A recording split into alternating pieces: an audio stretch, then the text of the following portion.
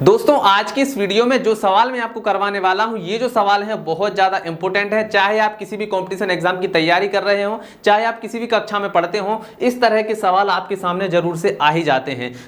तो दोस्तों अगर आप इस वीडियो तक पहुंच गए हैं और ये सवाल आपके सामने आ गए हैं तो इस वीडियो को एंड तक जरूर से देख लीजिए, क्योंकि ये वीडियो आपके बहुत ज्यादा काम आने वाला है। तो चलिए शुरू करते हैं। सबसे पहले यहां पर लिखा गया है मूल्यांकन करें, यानी कि यहां पर देखिए आपके सामने 3 सवाल लिखे हुए हैं। इन तीनों ही सवालों को हम सॉल्व करेंगे और ये जो सवाल है बहुत ज्यादा इंपॉर्टेंट है, तो ध्यानपूर्वक देखिएगा, ठीक है। तो यहां पर देखिए दिया गया है 35 में हमें 0.7 से भाग देना है। अभी तक आपने जितने भी भाग दिए होंगे, जैसे कि आपसे कहा गया होगा कि भाई 2 से आप 10 में भाग लगाओ, या फिर आपसे कहा गया होगा कि 9 से आप 18 में भाग लगाओ, या फिर कोई भी बड़ी संख्या दी गई होगी। लेकिन अगर आपके सामने इस तरह का सवाल आ जाएगा तो आप नहीं कर पाएंगे। जैसे कि यहां पर दिया गया है 35 में आपको भाग लगाना है 0.7 से, तो वहां पर आपको समस्या आ जाएगी, ठीक है। तो ऐसे ही सवालों को आज हम कर रहे हैं, तो वीडियो को एंड तक पूरा जरूर से देख लीजिएगा, ठीक है।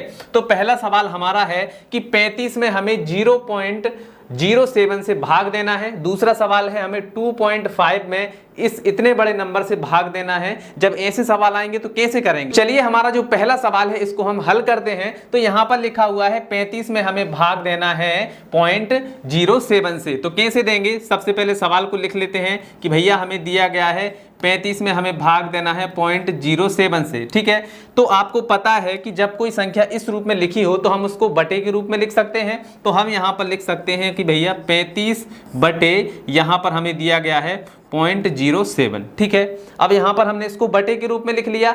अब देखिए इसको हल करने का तरीका देखिए कि हम इसको कैसे हल करेंगे। यदि मैं इसके ऊपर नीचे दोनों में यदि 100 का गुणा भाग कर दूं, जैसे कि भैया यहां पर भी हम 100 का गुणा कर देते हैं और यहां पर नीचे भी 100 का गुणा कर देते हैं, तो क्या इसमें कोई अंतर पड़ेगा? नहीं पड़ेगा, क्योंकि 100 से 100 कट जाएगा तो ये ऐसा का ऐसा ही रहेगा। लेकिन सवाल में बहुत ज्यादा अंतर पड़ जाएगा। तो चलिए इससे क्या फायदा होगा, तो हम लिख लेते हैं। देखिए 35 और 100 का गुणा करेंगे तो कितना हो जाएगा? 3500 हो जाएगा, ठीक है। इसके बाद में बटे में 100 और 0.07 का हम गुणा करेंगे तो क्या हो जाएगा? यहां पर 7 आ जाएगा। नहीं समझ में आया? देखिए कैसे आएगा। यहां पर क्या है 0.07, इसमें हमें गुणा करना है 100 का, ठीक है।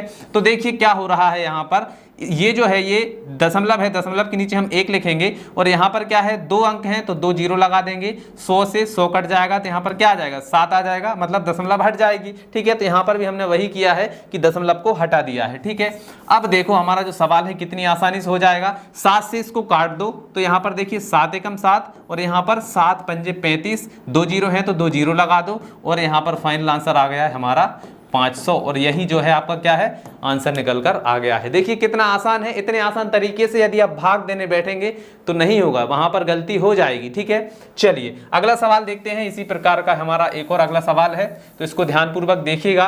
तो इसमें भी हम क्या करेंगे, सेम पहले सवाल की तरह ही सॉल्व करेंगे, ठीक है। तो यहां पर गौर से देखिएगा, आपको दिया गया है 2.5 डिवाइड हमें करना है 0.0005 से हमें क्या करना है? डिवाइड करना है, ठीक है। तो सबसे पहले तो हम इसको बटे में लिख लेते हैं। यहां पर क्या है 2.5 अपॉन 0.000 और 5। तो सबसे पहले क्या करेंगे, हम दशमलव हटाएंगे, ठीक है।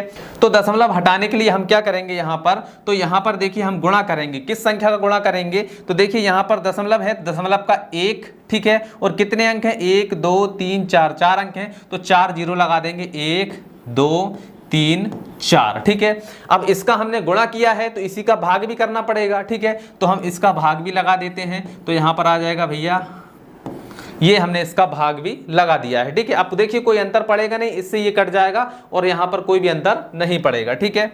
चलिए तो देखिए यहां पर इन दोनों का गुणा हम करेंगे तो क्या आ जाएगा? 5 आ जाएगा। 5 कैसे आएगा कि भाई हम इसकी दशमलव जैसे हटाएंगे तो इसके नीचे 10,000 आएगा और 10,000 से 10,000 कैंसिल हो जाएगा तो 5 बचेगा, मतलब नीचे हमारा आ गया 5। अब इन सब का गुणा करिए, तो इनका गुणा करेंगे तो क्या आएगा? देखिए 2.5 मल्टीप्लाई यहाँ पर आ गया हमारा 10,000। ठीक है, ये हो गया हमारा 10,000। अब आगे बढ़ते हैं तो भाई इसका हम गुणा करेंगे तो दशमलव देखिए यहाँ पर जो दशमलव है एक अंक के बाद, तो यहाँ पर गुणा करने के बाद में यहाँ पर दशमलव आ जाएगी। ठीक है, और इसका गुणा होगा तो यहाँ पर कितना हो जाएगा, ये हो जाएगा हमारा 25 और इसके नीचे कितनी जीरो लगेंगी, 3 जीरो। तो यहाँ पर 1 2 3 और चौथी जीरो के बाद में दशमलव लग जाएगी। ठीक है, और इसके बटे में आ जाएगा हमारा 5। क्लियर है। चलिए अब 5 से भाग लगा दीजिए। 5 से भाग लगाएंगे तो 5 एकम 5, यहाँ पर भाग लगाएंगे 5 पंजे 25। ठीक है, और 1 2 3 3 जीरो है तो यहाँ पर हमारा 3 जीरो लग गया और आंसर हमारा आ गया है 5,000। ठीक है, 5,000 जो है ये हमारा राइट आंसर निकल कर आ गया। तो ऐसे सवाल जब भी आपके सामने आए आपको ऐसे हल करना है। अब आपके सामने एक और खतरनाक सवाल है, इसको भी सॉल्व कर लेते हैं।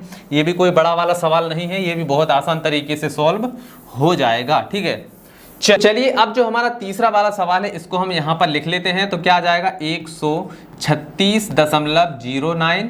ठीक है, और इसको इसके बटे में लिखेंगे तो बटे में हम यहाँ पर लिख लेते हैं 43.9। ठीक है, तो हमें नीचे वाली संख्या की यहाँ पर क्या करना है, दशमलव को हटाना है। ठीक है, तो दशमलव कब हटेगा, जब हम इसमें 10 का गुणा कर देंगे। ठीक है, कैसे, देखिए यहाँ पर दशमलव है तो दशमलव का 1 और यहाँ पर 1 अंक है, दशमलव के बाद में 0। ठीक है, अब ऊपर हमने 10 का गुणा किया है तो नीचे भी हमें 10 का ही गुणा करना पड़ेगी, तभी तो बात बनेगी भाई। 10 से 10 कटेगा, नहीं तो 10 से 10 नहीं कटेगा तो गलत हो जाएगा। ठीक है, तो ये हमने लिख दिया। अब चलिए यहाँ पर हम 10 का गुणा करेंगे तो क्या हो जाएगा, दशमलव 1 अंक इधर खिसक जाएगी, मतलब यहाँ पर आ जाएगा हमारा 136.0.9 हो जाएगा। ठीक है, और यहाँ पर इसकी दशमलव हट जाएगी तो ये हो जाएगा 439। और ये जो है अभी हमारा आंसर नहीं आया है। आंसर कैसे निकलेगा, अब हम 439 से भाग लगाएंगे इस नंबर में। ठीक है, तो ये हो जाएगा हमारा 439, इससे हमें भाग लगाना है 1360.9 में। ठीक है, अब भाग कितनी बार जाएगा, तो यहाँ पर देखिए ये कितना है, 439 है। यदि हम इसको लगभग 400 ही मान लें तो यदि हम 4 से 13 में भाग लगाएं कितनी बार जाएगा, 4 एकम 4, 4 दूनी 8, 4 तिया 12, 4 चौके 16, तो 4 बार में ज़्यादा हो जाएगा। लगभग कितनी बार जाएगा, 3 बार। ठीक है, तो यहाँ पर हो गया 3। अब 3 का गुणा करिए, 3 नाम 27 की कितने, 3 नाम 27 की 7 आ जाएगी, हासिल आ जाएगा 2। इसके बाद में 3 तिरका 9 और 2 11, 11 की 1 हासिल फिर से 1 आ जाएगी। इसके बाद में तीचों के 12, 12 और 1 13। तो यहाँ पर देखिए कितना आ गया है, यहाँ पर आ गया है हमारा 1317 और यहाँ पर कितना है 1360। तो इसको घटा लीजिए तो देखिए 0 में से 7 तो जाएगा नहीं, तो 10 में से 7 घटाएंगे तो 3 बचेगा। यहाँ से एक उधार लिया तो यहाँ पर कितने बचे हमारे, यहाँ पर बचे 5, 5 में से 1 जाएगा तो 4 बचेंगे। ठीक है, और यहाँ पर कितने हैं, 3 में से 3 जाएगा तो 0 और 1 में से 1 जाएगा तो 0, मतलब 43 बचे। और यहाँ पर उतारेंगे हम 9 को। ठीक है, 9 को हमने उतार लिया तो अब कितनी बार जाएगा, अब हमारा जाएगा देखिए 439 है, ये भी 439 है, 1 बार जाएगा। लेकिन यहाँ पर दशमलव है तो यहाँ पर दशमलव आएगी, तो हमारा आंसर आ जाएगा 3.1 और यही जो है हमारा इस सवाल का आंसर हो जाएगा 3.1। ठीक है, तो इस प्रकार से हमने तीनों ही सवालों को सॉल्व कर लिया है। आशा है दोस्तों आपको समझ में आ ही गया होगा। अगर समझ में आ गया है तो इस वीडियो को शेयर कर दीजिए और साथ ही लाइक कर दीजिए। और अगर आपको कोई भी डाउट लगता है, अगर कोई भी बात आपको समझ नहीं आती है तो आप हमें कमेंट करके जरूर से बता सकते हैं। तो चलिए दोस्तों आज की इस वीडियो में इतना ही, मिलते हैं अगली वीडियो में, तब तक के लिए जय हिंद, जय भारत।